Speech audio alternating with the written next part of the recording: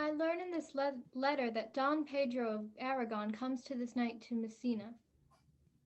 He is very near by this. He was not 3 leagues off when I left him.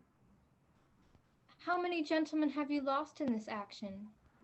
But few of any sort. A victory is twice itself when the achiever brings home full numbers.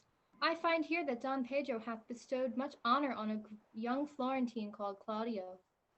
He hath borne himself beyond the promise of his age, doing, in the figure of a lamb, the feats of a lion. I pray you, is Signor Montanto returned from the wars or no? I know none of that name, lady. There was none such in the army of any sort. My cousin means Signor Benedict of Padua. Oh, he's returned, and as pleasant as ever he was. I pray you, how many hath he killed and eaten in these wars? But how many hath he killed? For indeed I promise to eat all of his killing. He hath done good service, and a good soldier too, lady. And a good soldier to a lady, but what is he to a lord? A lord to a lord, a man to a man, stuffed with all honorable virtues. It is so indeed. He is no less stuffed than a man, but for the stuffing, well, we all are mortal. You must not mistake my niece. There's a kind of merry war betwixt Signor Benedict and her. They never meet, but there's a skirmish of wit between them. Alas, he gets nothing by that. In our last conflict, 4 of his 5 wits went halting off, and now is the whole man governed with one. Who is his companion now? He hath an every month uniform brother. He is most in the company of the right noble Claudio. O Lord, he will hang upon him like a disease. He is sooner caught than the pestilence, and the taker runs presently mad. God help the noble Claudio. If you have caught the Benedict, it will cost him £1,000 ere be cured. I will hold friends with you, lady. Do, good friend. You will never run mad, niece. No, not till a hot January. Don Pedro is approached. Leonata, you are come to meet your trouble. The fashion of the world is to avoid cost, and you encounter it. Never came trouble to my house in the likeness of your grace. I think this is your daughter? Her father hath many times told me so. Were you in doubt, sir, that he asked you? Signor Benedict, no, for then were you a child. If Signora Leonata be her mother, she would not have her head on her shoulders for all of Messina, as like her as she is. I wonder that you will still be talking, Signor Benedict. Nobody marks you. What? My dear Lady Disdain, are you yet living? Is it possible Disdain should die while she hath such meat food as to feed it as Signor Benedict? Courtesy itself must convert to disdain if you come in her presence.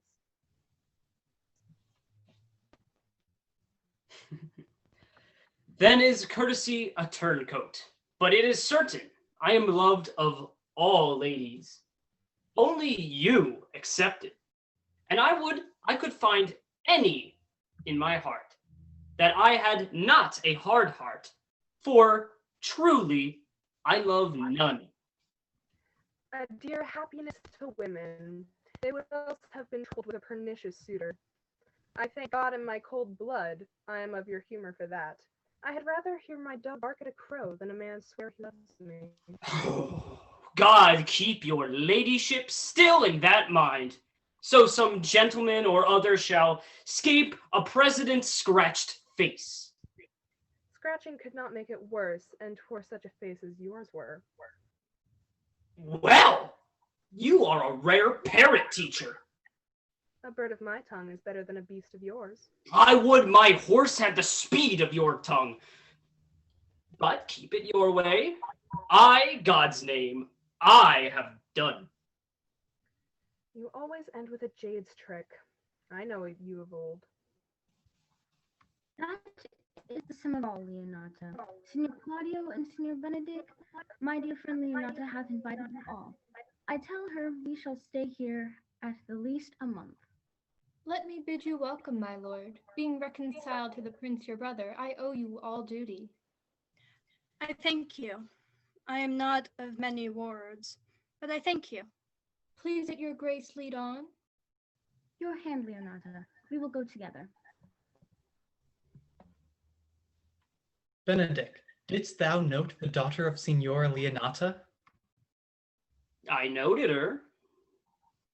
Not, but I looked on her. Is she not a modest young lady? Why, Faith, methinks she's too low for a high praise, too brown for a fair praise, and too little for a great praise. Only the commendation I can afford her, that were she other than she were unhandsome, and being no other but as she is, I do not like her. Thou thinkest I am in sport. In mine eye, she is the sweetest lady that I ever looked on. I can see without spectacles, and I see no such matter.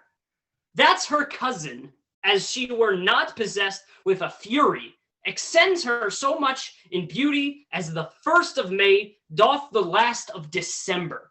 But I hope you have no intent to turn husband, have you? I would scarce trust myself, though I had sworn the contrary, if Hero would be my wife.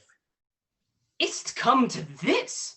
Shall I never see a bachelor of 3 scores again? What secret hath held you here that you followed not to Leonata's? He is in love. With who? Now that is your grace's part. Mark how short his answer is. With Hero, Leonata's short daughter. If my passion change not shortly, God forbid it should be otherwise. Amen. If you love her, for the lady is very well worthy. That I love her, I feel. That she is worthy, I know. That I neither feel, nor how she should be loved, nor know how she should be worthy, is the opinion that fire cannot melt out of me. I will die in it at the stake. Thou wast ever an obstinate heretic in the despite of beauty. That a woman conceived me, I thank her. That she brought me up. I likewise give the most humble thanks. But that I will have a retreat winded in my forehead, or hung my bugle in an invisible baldric. All women shall pardon me, because I will not do them the wrong to mistrust any. I will do myself the right to trust none. And the fine is, for the which I may go the finer, I will live a bachelor. I shall see thee ere I die, look pale with love. With anger, with sickness, or with hunger, my lord, not with love. Good Signor Benedict, repair to Leonata's. Commend me to him and tell him I will not fail him at supper, for indeed he hath made great preparation. Examine your consciousness, and so I leave you. Hath Leonata any son, my lord? No child but Hero, she's her only heir. Dost thou affect her, Claudio? Oh, my lord, when you went onward on this end of action, I looked upon her with a soldier's eye, that liked, but had a rougher task in hand, than to drive liking to the name of love. But now I am returned, and that war thoughts have left their places vacant. In their rooms come thronging soft and delicate desires, all prompting me how fair young Hero is, saying, I liked her ere I went to wars. If thou dost love fair Hero, cherish it. I know we shall have revelling tonight. I will assume thy part in some disguise, and tell fair Hero I am Claudio, and in her bosom I'll unclasp my heart, and take her hearing prisoner with the force and strong encounter of my amorous tale. Then after to her mother will I break, and the conclusion is, she shall be thine. In practice, let us put it presently. What the good year, my lord? Why are you thus out of measure sad? I cannot hide what I am. I must be sad when I have cause, and smile at no man's jests. Eat when I have stomach, and wait for no man's leisure. Sleep when I am drowsy, and tend on no man's business.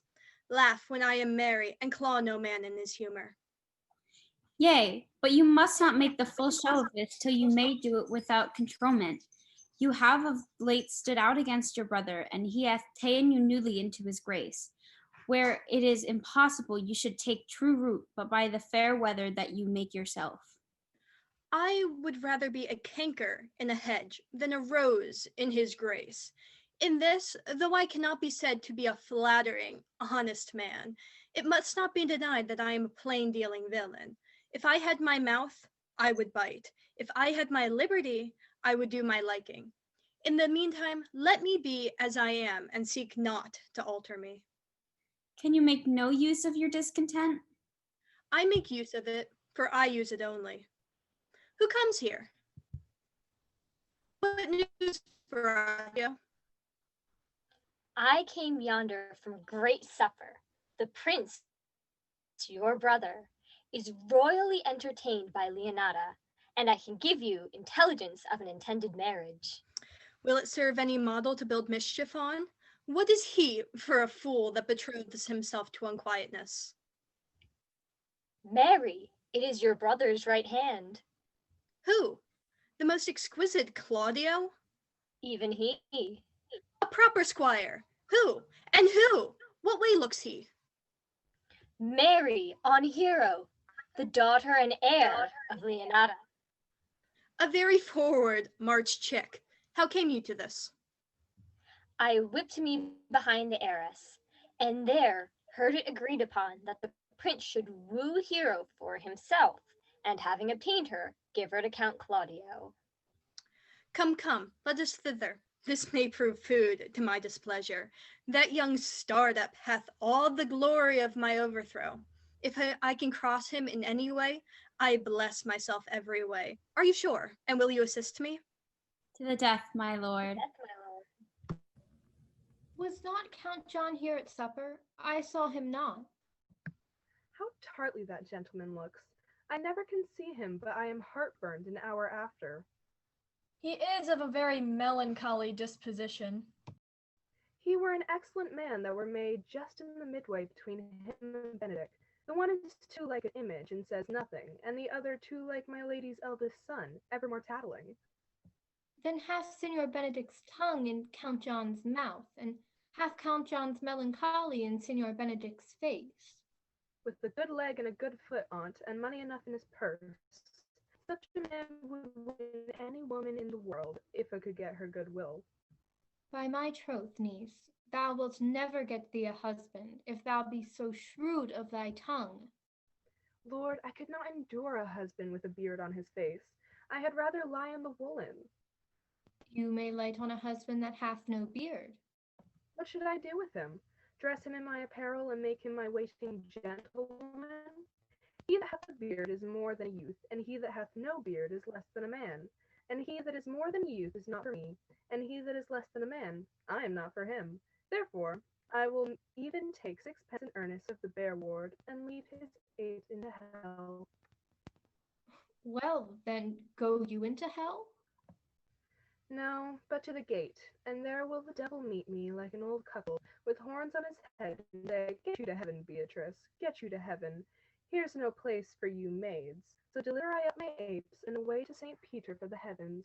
He shows me where the bachelors sit, and there live we as merry as the day long. Well, daughter, I trust you will be ruled by your mother. Yes, Faith. It is my cousin's duty to make curtsy and say, Mother, as it please me.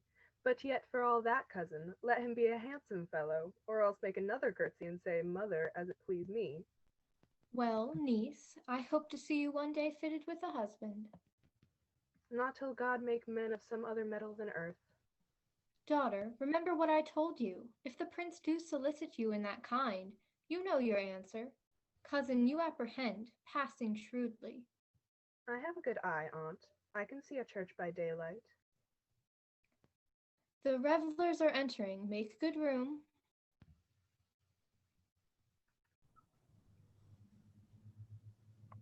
Lady, will you walk about with your friend? So you walk softly and look sweetly and say nothing? I am yours for the walk, especially when I walk away. Speak low if you speak of love. Well, I would me. So would not I, for your own sake, for I have many ill qualities. Which is one? I say my prayers aloud. I love you all the better.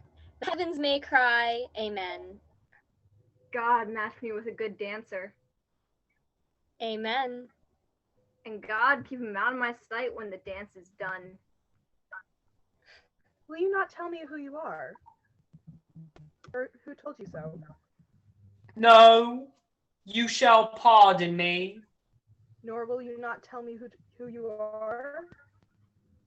Not now. That I was disdainful. Well, this was Signor Benedict that said so. What's he? I am sure you know him well enough. Not I, believe me. Did he never make you laugh? I pray you, what is he? Why, he is the prince's jester, a very dull fool. Only his gift is in devising impossible slanders. I am sure he is in the fleet. I would he had boarded me. When I know the gentleman, I'll tell him what you say. Do. We must follow the leaders. In every good thing.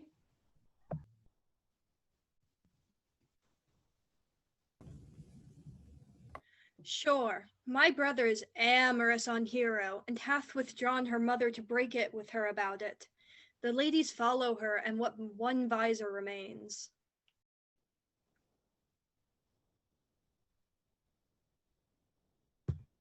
And that is Claudio. I know him by his bearing. Are you not Signor Benedict? You know me well. I am he. Signor, you are very near my brother in his love. He is enamored on Hero. I pray you, dissuade him from her. She is no equal to his birth. You would do the part of an honest man in it. How know you he loves her? I heard him swear his affections. So did I too, and he swore he would marry her tonight. Come, let us to the banquet. Thus answer I in the name of Benedict, but hear these ill news with the ears of Claudio. 'Tis certain so. The prince woos for himself. Friendship is constant in all other things, save in the office and affairs of love. This is an accident of hourly proof, which I mistrusted not. Farewell, therefore, Hero. The Lady Beatrice hath a quarrel to you. The gentleman that danced with her told her she is much wronged by you. Oh, she misused me past the endurance of a block. She told me, not thinking I had been myself, that I was the prince's jester, that I was duller than a great thaw, huddling jest upon jest with such impossible conveyance upon me. I stood like a man at a mark, with a whole army shooting at me. She speaks poniards, and every word stabs. If her breath were as terrible as her terminations, there was no living being near her. She would infect to the North Star. I would not marry her, though she were endowed with all that Adam had left behind before he had transgressed. So, indeed, all disquiet, horror, and perturbation follows her. Oh, God, sir, Here's a dish I love not. I cannot endure my lady tongue. Come, lady, come. You have lost the heart of Signor Benedict. Indeed, my lord, he lent it me a while, and I gave him use for it. A double heart for a single one. Marry, once before he won it of me with false dice. Therefore, your grace may well say I have lost it. You have put him down, lady. You have put him down. So I would not he should do me, my lord, lest I should prove the mother of fools. Why, how now, Count? Wherefore are you sad? Not sad, my lord. How then? Sick? Neither, my lord. The count is neither sad nor sick, nor merry nor well, but civil count, civil as an orange, and something of that jealous complexion.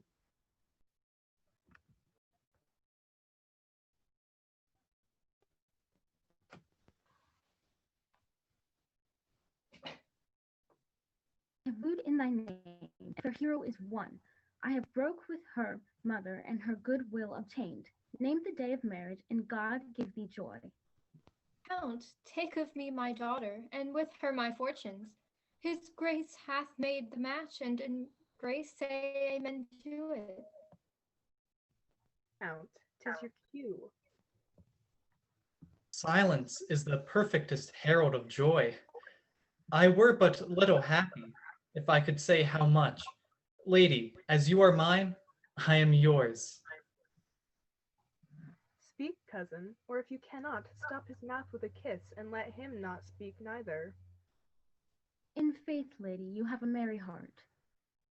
Ay, my lord, I thank it, poor fool. It keeps on the windy side of care. My cousin tells him in his ear that he is in her heart. And so she doth, cousin. Good Lord for alliance.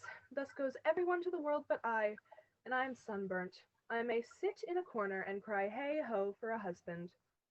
Lady Beatrice, I will get you one. I would rather have one of your father's getting. Hath your grace ne'er a brother like you? Your father got excellent husbands, if a maid could come by them. Will you have me, my lady?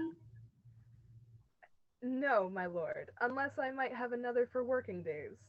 Your grace is too costly to wear every day. But I beseech your grace, pardon me. I was born to speak all mirth and no matter. Your silence most offends me, and to be merry best becomes you. For, out of question, you were born in a merry hour. No, sure, my lord, my mother cried. But then there was a star danced, and under that I was born. Cousins, God give you joy. By my troth, pleasant-spirited lady. There's little of the melancholy element in her, my lord. She cannot endure to hear tell of a husband. Oh, by no means. She were an excellent wife for Benedict. Oh, Lord, if they were but a week married, they would talk themselves mad. County Claudio, when mean you go to the church? Tomorrow, my lord. Not till Monday, my dear son, which is hence just 7 night, and a time too brief, too, to have all things answer my mind. But I warn thee, Claudio, the time shall not go dully by us. I will in the interim undertake one of Hercules' labor, which is to bring Signor Benedict and the Lady Beatrice into a mountain of affection the one with the other. I would fain have it a match, and I doubt not but to fashion it, if you three will but minister such assistance as I shall give you direction. My lord, I am for you. And I, my lord. And you too, gentle hero? I will do any modest office, my lord, to help my cousin to a good husband. I will teach you how to humor your cousin, that she shall fall in love with Benedict, and I, with your two helps, will so practice on Benedict that, in despite of his quick wit and queasy stomach, he shall fall in love with Beatrice. Go in with me, and I will tell you my drift.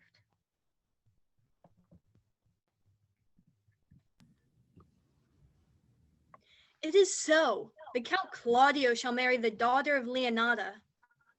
Yea, my lord, but I can cross it. How can thou cross this marriage? not honestly, my lord, but so covertly that no dishonesty shall appear in me. Show me, briefly, how. I think I told your lordship a year since how much I am in the favor of Margaret, the waiting gentlewoman to Hero. I remember. I can, at any unseasonable instant in the night, appoint her to look out her lady's chamber window. What life is in that, to be the death of this marriage? The poison of that lies in you to temper. Go you to the prince your brother. Spare not to tell him that he hath wronged his honor in marrying the renowned Claudio, whose estimation do you mightily hold up, to a contaminated stale, such a one as Hero. What proof shall I make of that? Proof enough to misuse the prince, to vex Claudio, and to undo Hero and kill Leonata. Look you for any other issue? Only to despite them. I will endeavor anything. Go then. Find me a meet hour to draw Don Pedro and the Count Claudio alone. Tell them that you know that Hero loves me. They will scarcely believe this without trial. Offer them instances, which shall bear no less likelihood than to see me at her chamber window. Hear me call Margaret Hero, and to bring them to see this the very night before the intended marriage.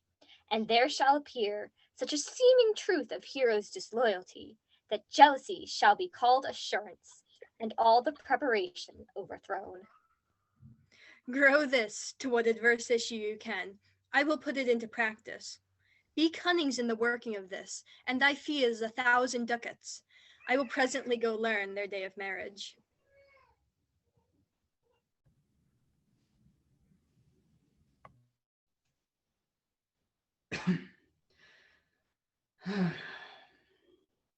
I do much wonder how one man,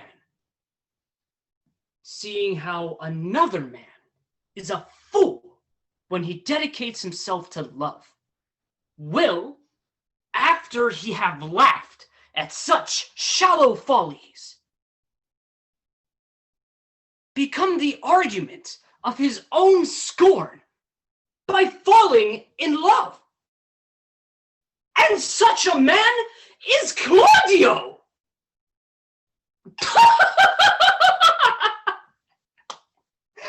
I have known when there was no music with him but the drum and the fife. And now, had he rather listen to the tabor and the pipe? I have known when he would walk 10 miles afoot to see a good armor. And now he will lie 10 nights awake, carving the fashion of a new doublet. He was wont to speak plain and to the point, like an honest man and a soldier. And now he hath turned orthography. His words are a very fantastical banquet. Just so many strange dishes. Oh.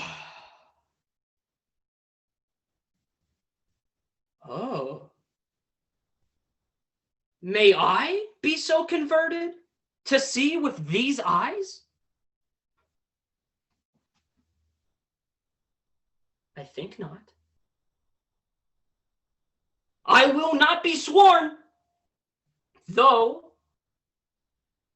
love may transform me into an oyster, but I'll take my oath on it. Until he had made an oyster of me, he shall never come in my grace. One woman is fair, yet I am well. Another is wise, yet I am well. Another is virtuous, yet I am well. But till all graces be in one woman shall not come in my grace. Rich shall she be, that is certain. Fair, or I'll never look on her. Wise, or I'll none. Virtuous, or come not near me. Noble, or not I for an angel. Of good discourse, an excellent musician, and her hair shall be what color it please God. The prince and Monsieur Love. I'll hide me in the arbor. See your side where Benedict hath hid himself? Come hither, Leonata. What was it you told me of today, that your niece Beatrice was in love with Signor Benedict? Oh, aye, stalk on. I did never think that lady would have loved any man. No, nor I neither, but most wonderful that she should so dote on Signor Benedict, whom she hath in all outward behaviour seemed ever to abhor. Is't possible? Sits the wind in that corner? By my troth, my lord, I cannot tell what to think of it, but that she loves him with an enraged affection. It is past the infinite of thought. Maybe she doth but counterfeit. Faith like enough. Oh, God, counterfeit? There was never counterfeit of passion came so near the life of passion as she discovers it. Why, what effects of passion shows she? Bait the hook well, this fish will bite. What effects, my lord? She will sit you. You heard my daughter tell you how. She did indeed. How pray you? You amaze me. I should think this is a goal, but that knavery cannot. Sure, hide himself in such revenants? He hath tamed the infection, hold it up. Hath she made her affection known to Benedict? No, and swears she never will. That's her torment. Down upon her knees she falls, weeps, sobs, beats her heart, tears her hair, prays, curses. Oh, sweet Benedict, God give me patience. He doth indeed. My daughter says so, and the ecstasy hath so much overborne her that my daughter is sometime afeard she will do a desperate outrage to herself. It is very true. It were good that Benedict knew of it by some other, if she will not discover it. To what end? He would make but a sport of it and torment the poor lady worse. She's an excellent sweet lady, and out of all suspicion, she is virtuous. And she is exceeding wise. In everything but in loving Benedict. I am sorry for her, as I have just cause, being her aunt and her guardian. I would she had bestowed this dotage on me. I would have daffed all other respects and made her half myself. I pray you, tell Benedict of it, and hear what it will say.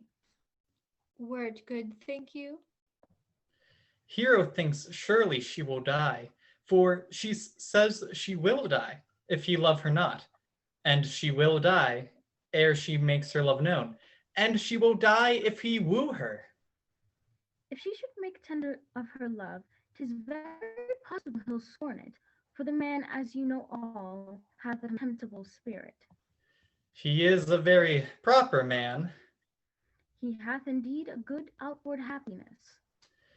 Before God and in my mind, very wise. He doth indeed show some spots that are like wit.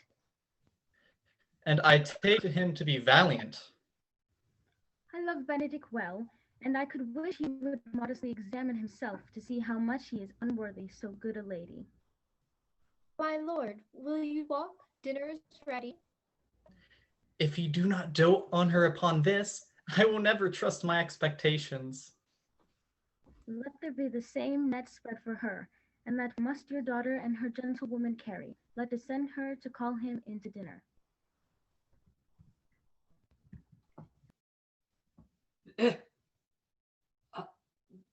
This can be no trick. The conference was sadly born. They have the truth of this from Hero. Love me? Why? It must be requited. I hear how I am censured. They say I will bear myself proudly. If I perceive the love come from her, they say too that she will rather die than give any signs of affection. I did not think to marry. I must not seem proud. Happy are they that hear their detractions and put them to mending. They say the lady is fair. 'Tis a truth. I can bear them witness. And virtuous. 'Tis so. I cannot reprove it. And wise. But for loving me, by my troth, it is no addition to her wit, nor no great argument of her folly, for I will be horribly in love with her.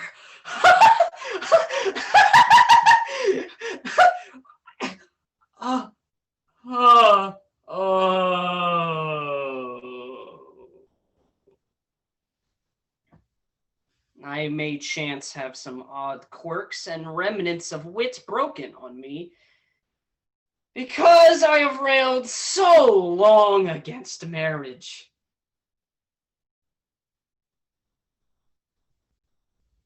But does the appetite not alter? A man loves the meat in his youth, he cannot endure in his age. Shall quips and sentences and these paper bullets of the brain awe a man from the career of his humor? No, the world must be peopled. When I said I would die a bachelor, I did not think I should live till I were married. Here comes Beatrice. By this day! She is a fair lady. I do see some remnants of love in her. Against my will, I am sent to bid you come to dinner.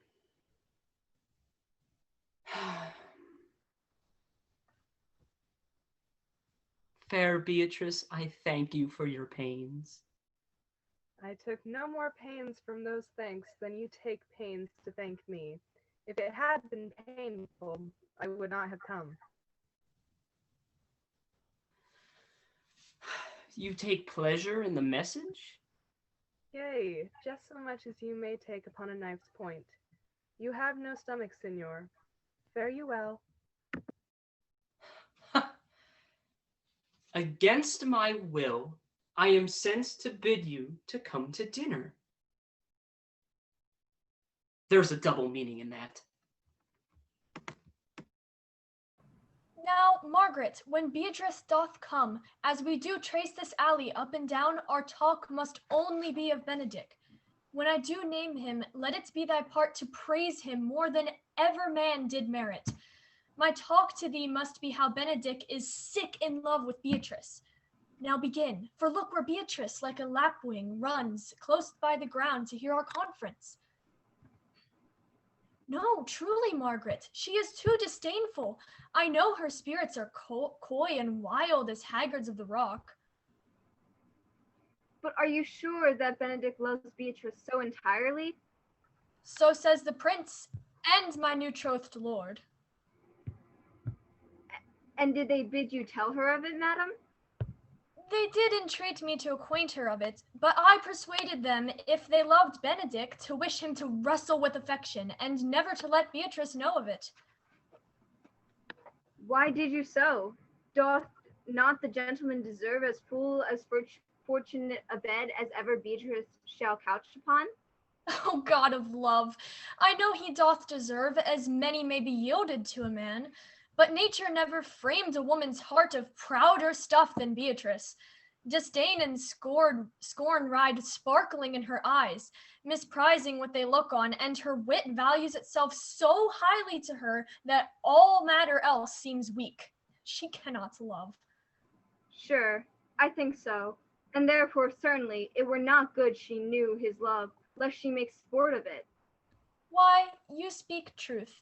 I never yet saw a man, how wise, how noble, young, how rarely featured, but she would spell him backward.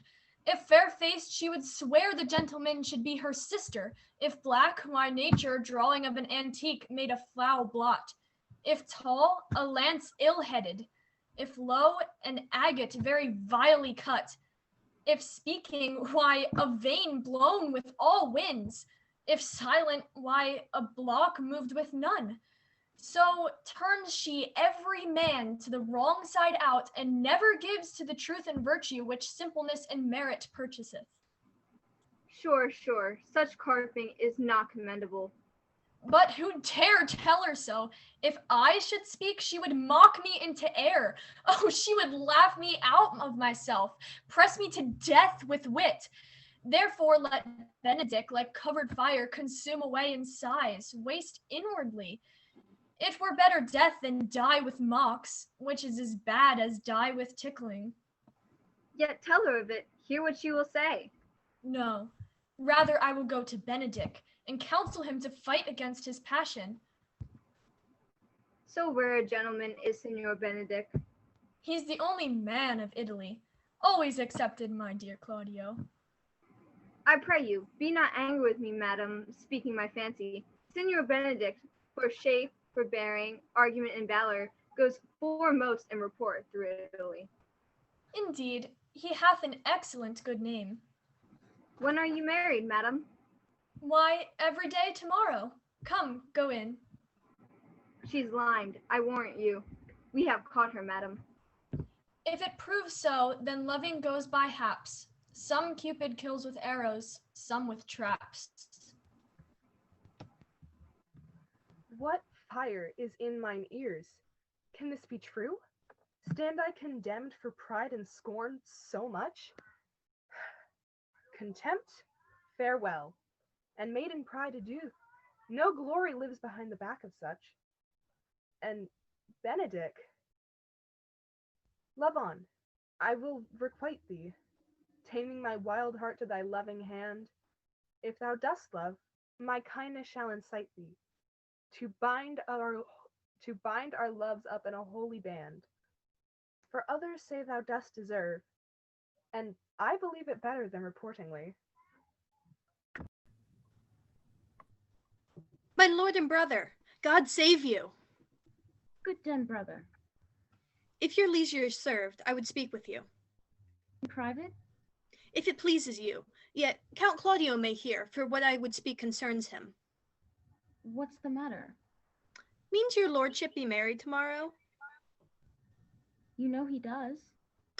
I know not that, when he knows what I know. If there be any impediment, I pray you discover it. You may think I love you not, but let that appear hereafter, and aim better at me by now that I will manifest. Why? What's the matter? I came hither to tell you. The lady is disloyal. Who? Hero? Even she. Leonada's hero, your hero, every man's hero. Disloyal? The word is too good to paint her out of her wickedness. I would say she were worse. Think you a worse title, and I will fit her to it. Wonder not till further warrant. But go with me. You shall see her chamber windows entered, even the night before her wedding day. If you love her then, tomorrow wed her, but it would better fit your honor to change your mind. Are you good men and true? Yea, or else it were pity, but they should suffer salvation, body and soul. Nay, that were a punishment too good for them, if they should have any allegiance in them, being chosen for the prince's watch. Well, give them their charge, neighbor Dogberry. First, who think you the most desertless man to be constable? Hugh Oatcake, sir, or George Seacole, for they can both write and read. Come, hither, neighbor Seacole. God hath blessed you with a good name, and a well-favored man is a gift of fortune, but to write and read comes by nature. Both, which, Master Constable? You have. I knew it would be your answer. Well, for your favor, sir, why give God thanks, and make no boast of it. For your writing and reading, make no boast of it. For your writing and reading, let that appear that there is no such need of vanity. You are thought here to be the most senseless and fit man for the constable of the watch. Therefore, bear you the lantern. This is your charge. You shall comprehend all Vigra men. You are to bid any man stand in the prince's name. How if a will not stand? Why, then take no note of him, but let him go, and presently call the rest of the watch together, and thank God you are rid of a knave. If he will not stand when he is bidden, he is none of the prince's subjects. True, and they are to meddle with none but the prince's subjects. You shall also make no noise in the streets, for the watch to babble and talk is most tolerable and not to be endured. We will rather sleep than talk. We know what belongs to a watch. Why, you speak like an ancient, most quiet watchman, for I cannot see how sleeping should offend. Only have a care that your bills be not stolen. Well, you have to call at all the alehouses and bid those that are drunk get them to bed. How if they will not? Why, then let them alone till they are sober. If they make you not, then the better answer. You may say they are not the men you took them for. Well, sir. If you meet a thief, you may suspect him by virtue of your office, but be no true man. For such kind of men, the less you meddle or make with them, why, the more is for your honesty. If we know him to be a thief, shall we not lay hands on him? Truly, by your office, you may, but I think they that touch pitch will be defiled. The most peaceful way for you is, if you do take a thief, is to let him show himself what he is and steal out of your company. You have always been called a merciful man, partner. Truly, I would not hang a dog by my will, much more a man who hath any honesty in him. If you hear a child cry in the night, you must call to the nurse and bid her still it. How if the nurse be asleep and will not hear us? Why, then depart in peace, and let the child wake her with crying. For the eye that will not hear her lamb when it bays will never hear a calf when it bleats. 'Tis very true. This is the end of the charge. You, constable, present the prince's own person. If you meet the prince in the night, you may stay him. Nay, by Our Lady, that I think he cannot. 5 shillings to 1 aunt. With any man that knows the statutes, he may stay him. Marry, not without the prince be willing, for indeed the watch ought to offend no man, and it is an offense to stay a man against his will. By Our Lady, I think it be so.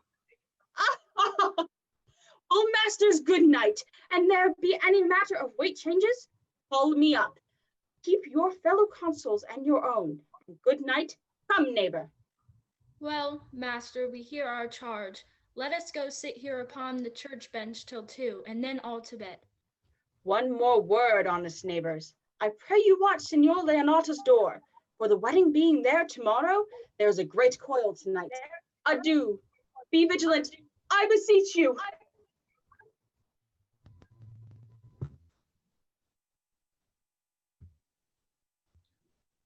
What, Conrad? Peace, stir not. Conrad, I say. Here, man, I am at thy elbow. Stand thee close, then, under this penthouse, for it drizzles rain, and I will, like a true drunkard, utter all thee. Some treason, masters, yet stand close. Therefore, I know I have earned of Don John 1,000 ducats. Is it possible that any villainy should be so dear?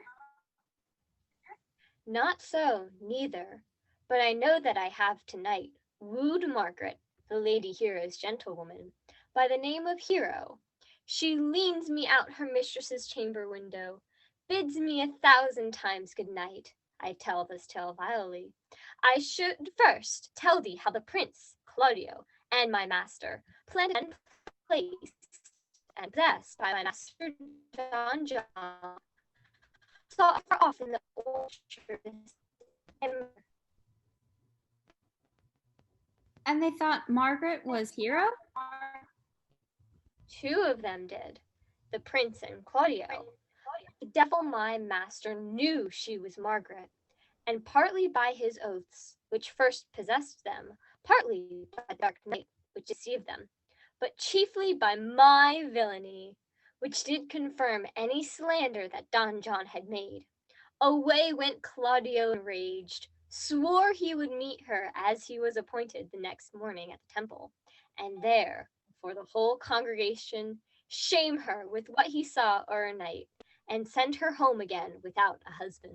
We charge you in the prince's name, stand.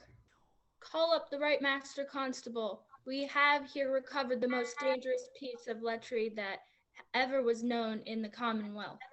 Masters! Never speak. We charge you, let us obey you to go.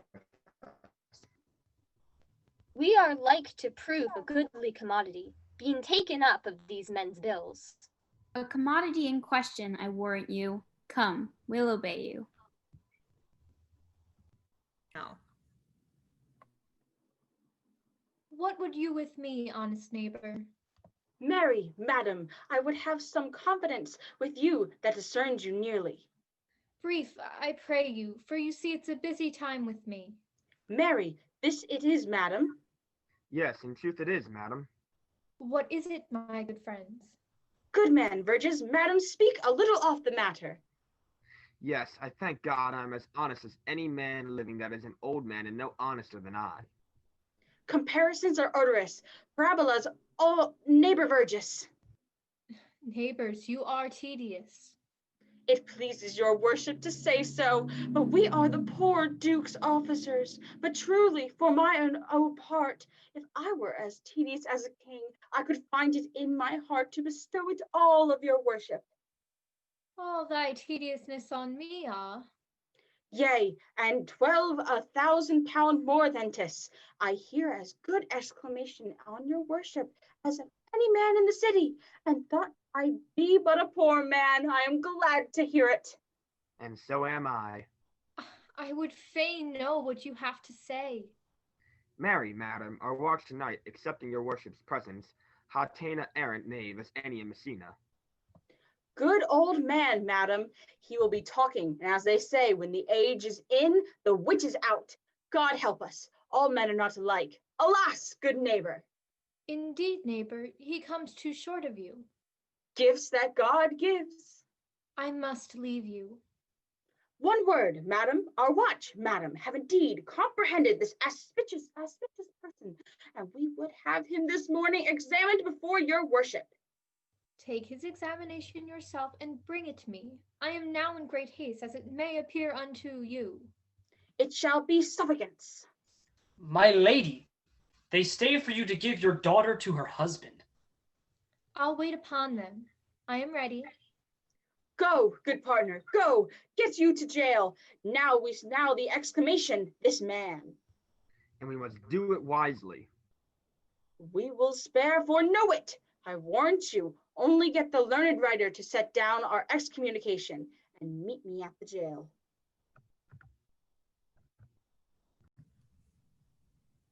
Come, Friar Francis, be brief. Only to the plain form of marriage, and you shall recount their particular duties afterwards. You come hither, my lord, to marry this lady? No.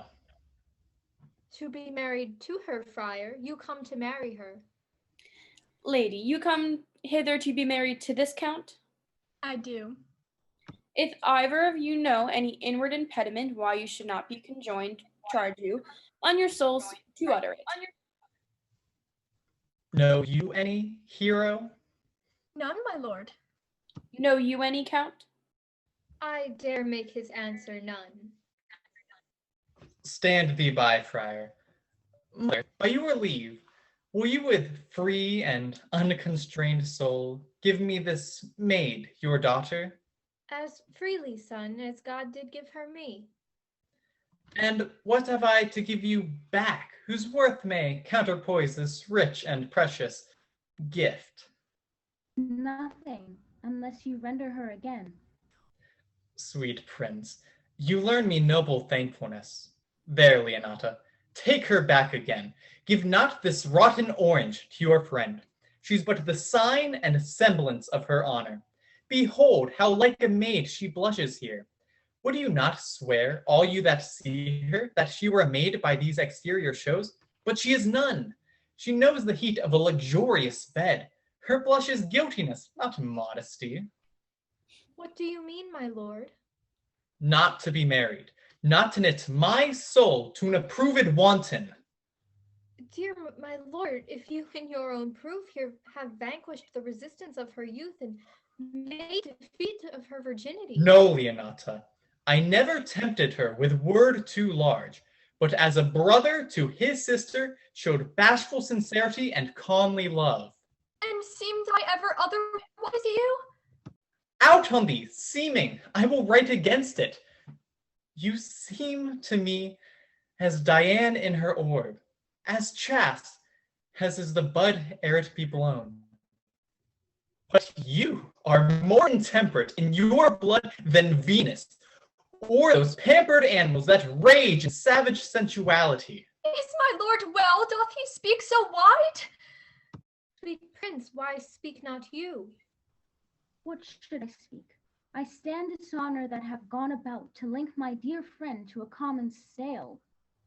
Are these things spoken, or do I but dream? Sir, they are spoken, and these things are true. This looks not like a nuptial. Oh God, defend me! How am I beset? What man was he talked with you yesternight, out at your window betwixt 12 and 1? Now, if you are a maid, answer to this. I talked with no man at that hour, my lord. Why then are you no maiden? Leonata, I am sorry you must hear.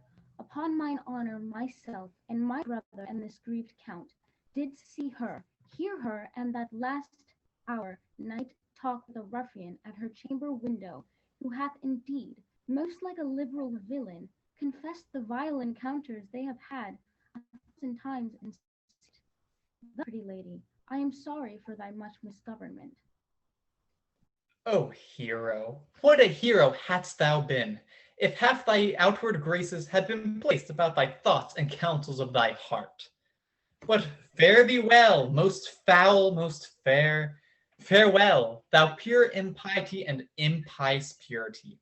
For thee I'll look up all the gates of love, and on my eyelids shall conjecture hang, to turn all beauty into thoughts of harm, and never shall it more be gracious. Hath no man's dagger here upon me?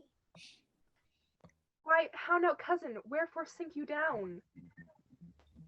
Come, let us go. These things come thus to light, smother her spirits up.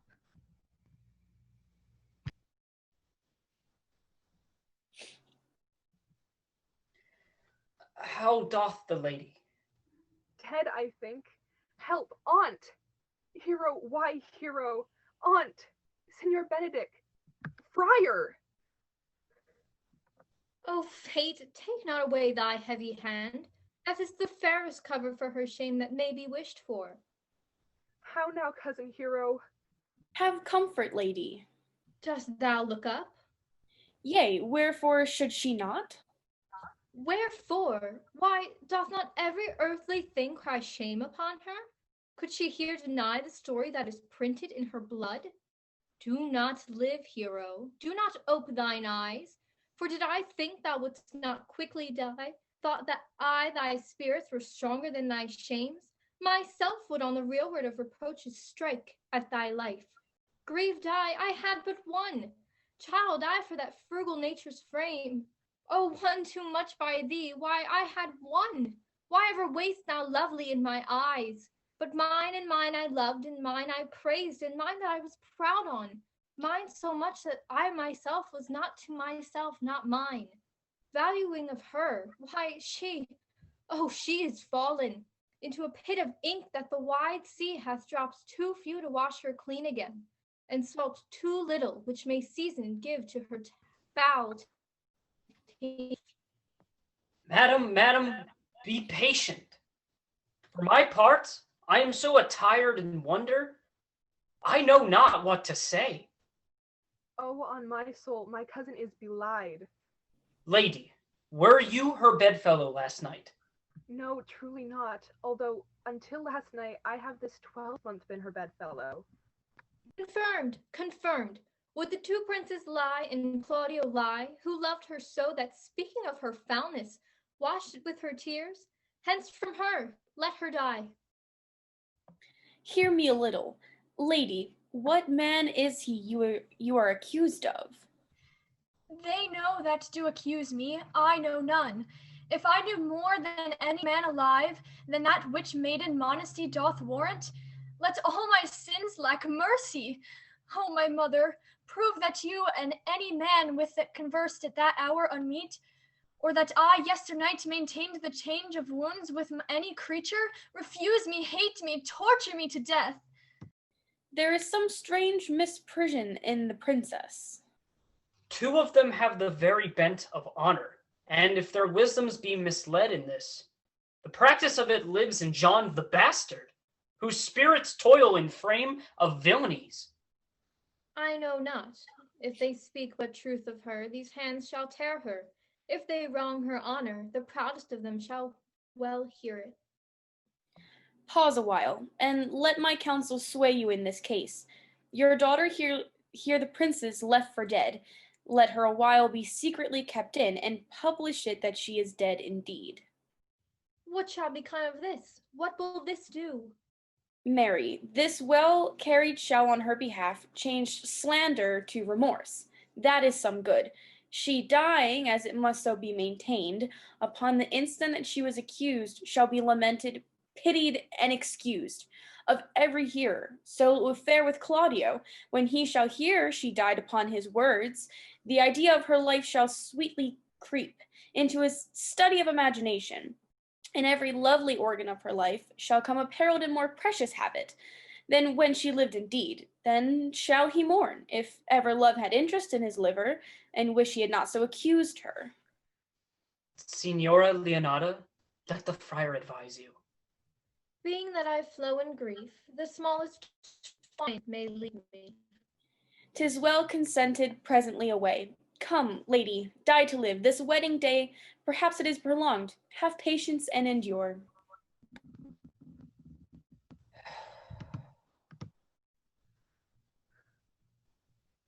Lady Beatrice, have you wept all this while? Yea, and I will weep a while longer. I will not desire that. You have no reason. I do it freely. Surely I do believe your cousin is wronged. How much might the man deserve of me that would right her? Is there any way to show such friendship? A very even way, but no such friend. May a man do it? It is a man's office, but not yours. I do love nothing in the world as much as you. Is that not strange? As strange as the thing I know not, it were as possible for me to say I love nothing so well as you, but believe me not, and yet I lie not, I confess nothing, nor deny nothing. I am so sorry for my cousin. By my sword, Beatrice, thou lovest me. Do not swear, and eat it. I will swear by it that you love me, and I will make him eat it that I say I not love you. Why then, God forgive me. What offense, sweet Beatrice? You have stayed me in a happy hour. I was about to protest I loved you. And do it with all thy heart! I love you with so much of my heart that none is left to protest. Come, bid me do anything for thee? Kill Claudio.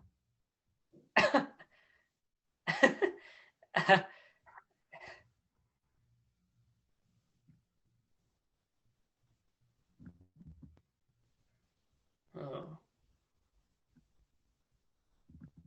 Not by the wide world. You kill me to deny it. Farewell. Tarry, sweet Beatrice. I am gone, though I am here. There is no love in you. Nay, I pray you Beatrice. let me go. In faith I will go. We'll be friends first. You dare easier be friends with me than fight with mine enemy. Is Claudio thine enemy? Is he not approved in the height a villain, that hath slandered, scorned, dishonored my kinswoman?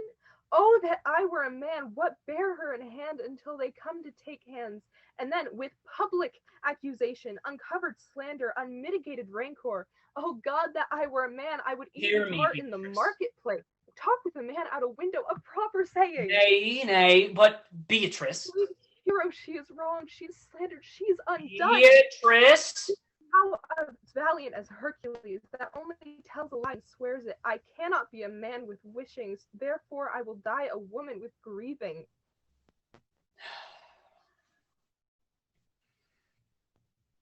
Tarry, good Beatrice. By this hand, I love you. Use it for my love some other way than swearing by it. Think you in your soul the Count Claudio hath wronged Hero? Yea, as sure as I have a thought or a soul. Enough! I am engaged. I will challenge him. I will kiss your hand, and so I leave you. By this hand, Claudio shall render me a dear account. As you hear me, so think of me. Go, comfort your cousin. I must say she is dead. And so, farewell. Is our whole disassembly appeared? Oh, a stool and a cushion for the sexton. Which be the malefactors? Mary, that am I and my partner. Nay, that's certain. We have the exhibition to examine. But which of the offenders that be examined? Let them come before Master Constable. Yea, Mary, let them come before me. What is your name, friend? Baraccio. Pray, write down Baraccio. Baraccio, yours, Sod? I am a gentleman, sir, and my name is Conrad. Write down Master Gentleman Conrad. Masters, do you serve God? Yes, sir. We hope. Write down they hope they serve God. And write down God first. For God defend, but God should go before such villains. Masters, it is proved already that you are little better than false knaves, and it will go near to be thought so shortly. How answer you for yourselves? Marry, sir, we say we are none. A marvelous witty fellow, I assure you, but I will go about with him. Come, you hither, Sod.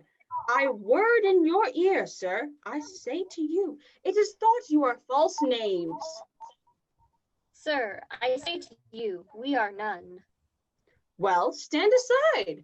For God, they are both in a tale. Have you writ down that they are none?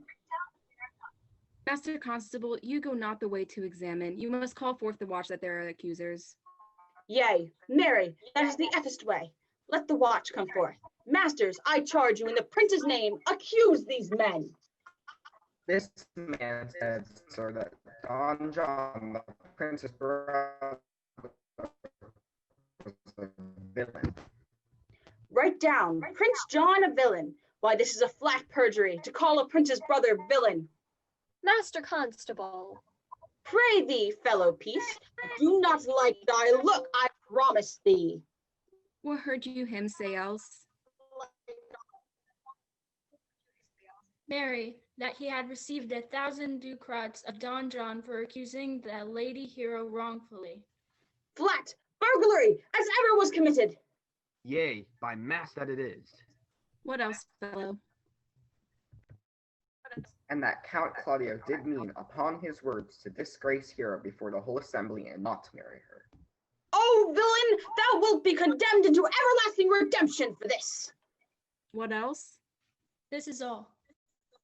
And this is more, masters, than you can deny. Prince John in this morning secretly stolen away. Hero was in this manner accused, in this very manner refused, and upon the grief of this suddenly died. Master Constable, let these men be bound and brought to Leonatus. I will go before and show her their examination. Come, let them be opinioned. Let them be in the hands. Off, coxcomb. God's my life, where's the sexton? Let him write down the prince's officer, coxcomb. Come, bind them, thou naughty varlet. Away! You are an ass! You are an ass! Dost thou not suspect my place? Dost thou not suspect my years? Oh, that he were here to write me down an ass! But masters, remember that I am an ass, though it not be written down, yet forget not that I am an ass!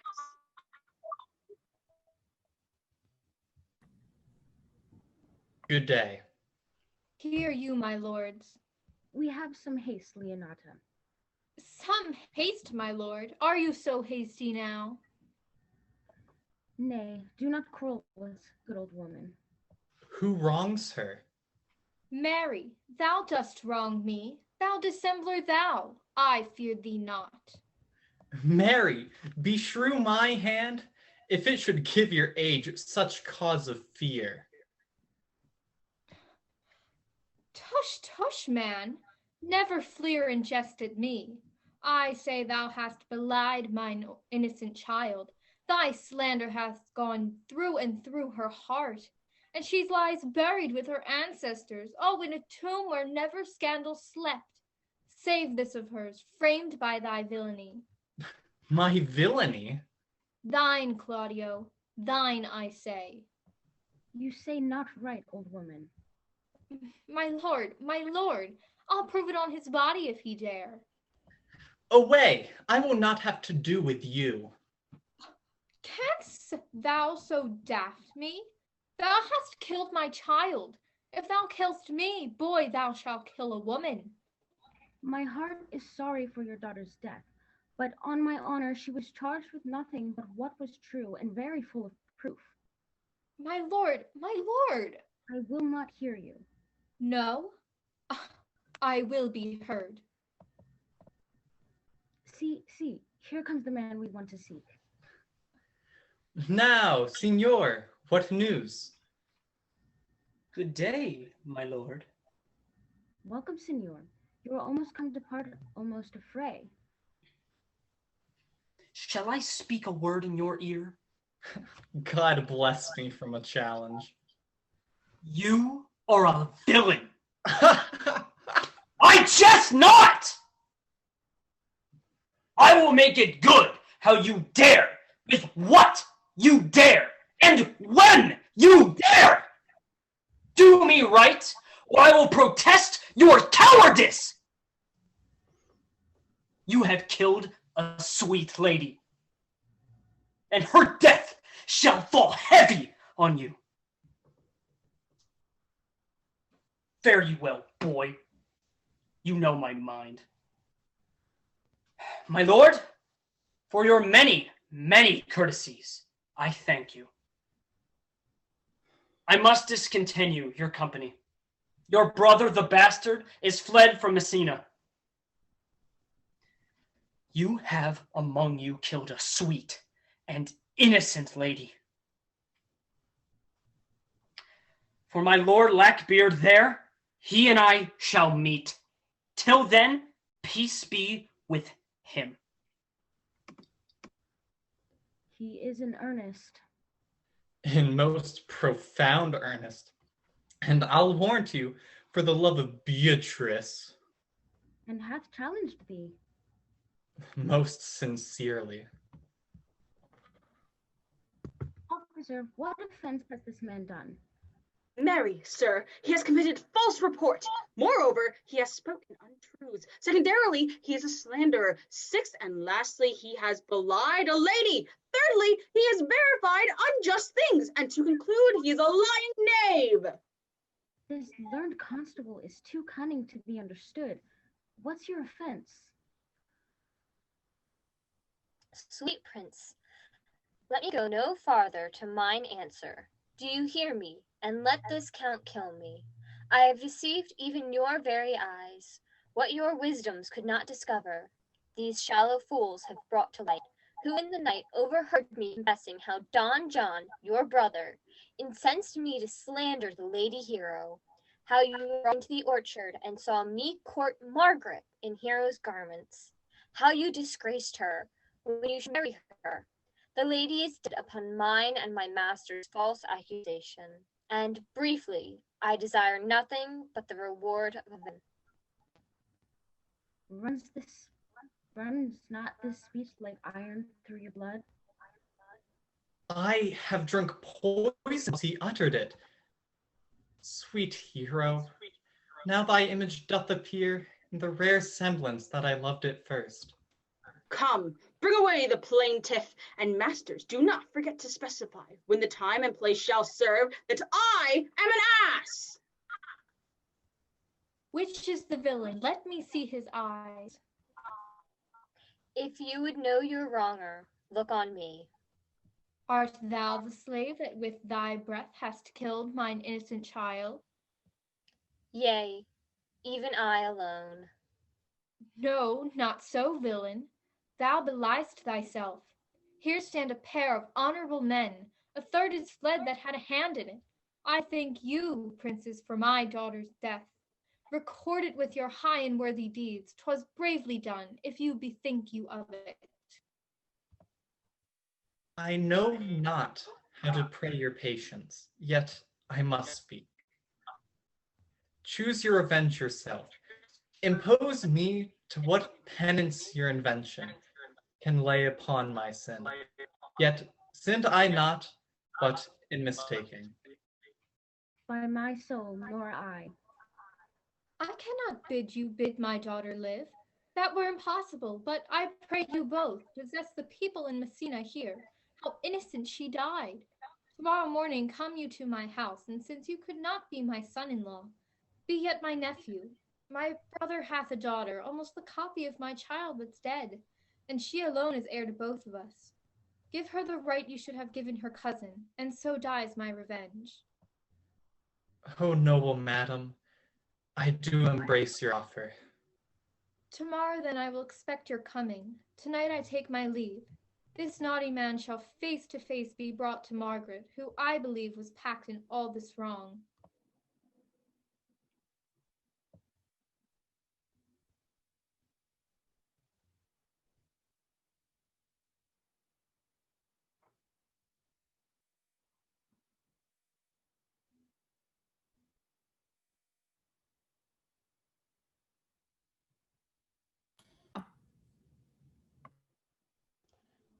No, by my soul she was not, nor knew not what she had did when she spoke to me, but always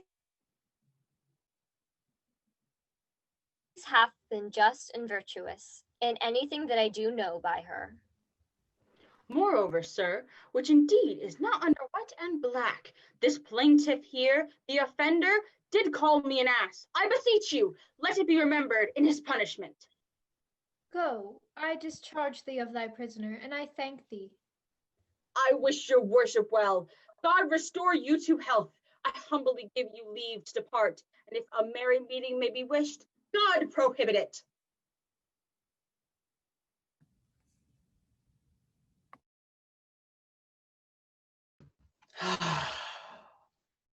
The God of love that sits above and knows me, and knows me. How pitiful I deserve.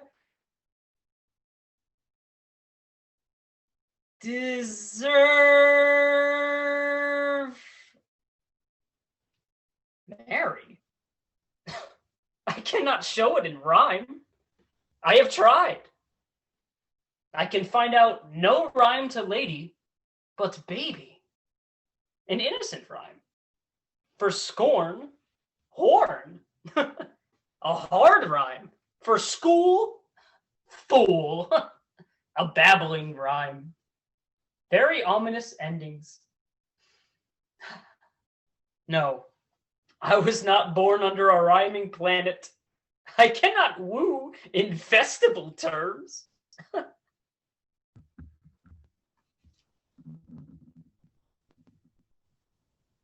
Sweet Beatrice, wouldst thou come when I called thee? Yea, Signor, and depart when you bid me. Oh, stay but till then. Then is spoken. Fare you well now. And yet, ere I go, let me go with that I came, which is with knowing what hath passed between you and Claudio. Only foul words, and thereupon I will kiss thee. Foul words is but foul wind, and foul wind is but foul breath, and foul breath is noisome. Therefore, I will depart unkissed. Thou hast frightened the word out of his right sense. So forcible is thy wit. But I must tell thee plainly, Claudio undergoes my challenge, and either I must shortly hear from him, or I will subscribe him a coward. And I pray thee now, for which of my bad parts did you first fall in love with me? For all of them together, which maintain so politic a state of evil that they will not admit any good part to intermingle with them. But for which of my good parts did you first suffer love for me? Suffer love? Good epithet! I do suffer love indeed, for I love thee against my will. In spite of your heart, I think. Alas, poor heart, if you spite it for my sake, I will spite it for yours, for I will never love that which my friend hates. Thou and I are too wise to woo peacefully. Now tell me, how doth your cousin? Very ill. And how do you? Very ill too. Serve God, love me, and mend. There I will leave you to, for here comes one in a hassle. Madam, you must come to your uncle. It is proved my lady hero hath been falsely accused, the prince and Claudio mightily abused, and Don John is the author of it all, who is fled and gone. Will you come presently? Will you hear this news, Signor? I will live in thy heart, and be buried in thy eyes. And moreover, I will go with you to the uncle's.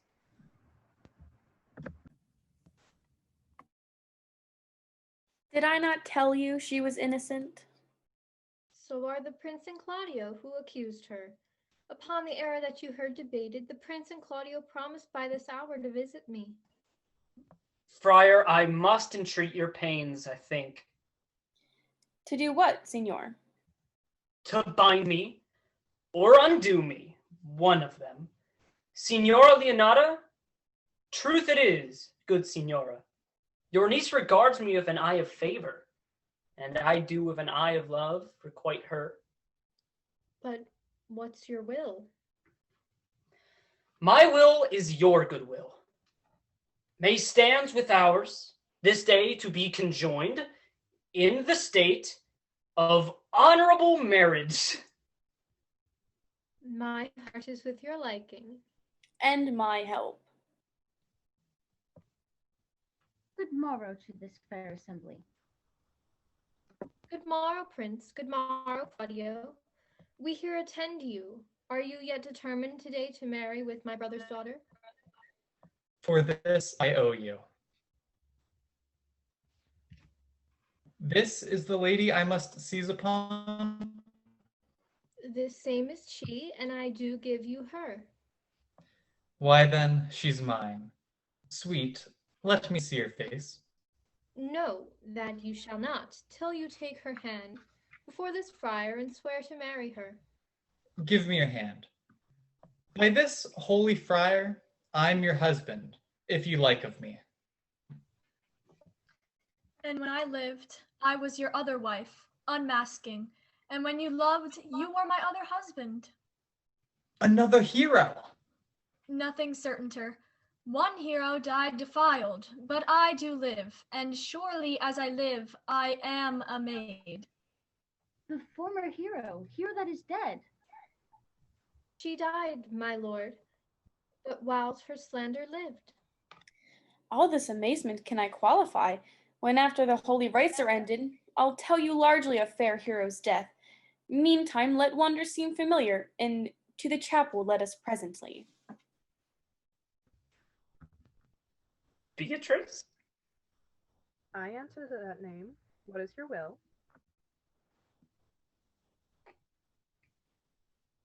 Do you not love me? Why, no. No more than reason. Why, then your uncle and the prince and Claudio have been deceived. They swore you did. Do you not love me? Troth, no more than reason. Why, then my cousin and Margaret are much deceived, for they did swear you did. They swore that you were almost sick for me. They swore you were nigh dead for me. 'Tis no such matter. Then you do not love me? No, truly, but in friendly recompense. Come, cousin, I am sure you love the gentleman. And I'll be sworn upon it that he loves her, for here's a paper written in his hand, a halting sonnet of his own pure brain, fashioned to Beatrice. And here's another writ in my cousin's hand, stolen from her pocket, containing her affection unto Benedict. A miracle! Here's our own hands against our hearts. Come, I will have thee, but by this light I will take thee for pity. I would not deny you, but by this good day I yield upon great persuasion, and partly to save your life, for I was told you were in a consumption. Peace! I will stop your mouth. How dost thou, Benedict, the married man? I'll tell thee what, prince. Since I do purpose to marry, I will think nothing to any purpose that the world can say against it. And therefore never flout at me for what I may have said against it. For man is a giddy thing. And this is my conclusion. For thy part, Claudio, I did think to have beaten thee. But, and thou art like to be my kinsman. Live unbruised, and love my cousin. Come, come, we are friends. Let's have a dance, ere we are married, that we may lighten our own hearts and our own wives' heels. Prince, thou art sad. Get thee a wife. Get thee a wife. My lord, your brother John is taken in flight and brought with armed men back to Messina. Think not of him till tomorrow. I'll devise the brave punishment for him. Strike up, pipers!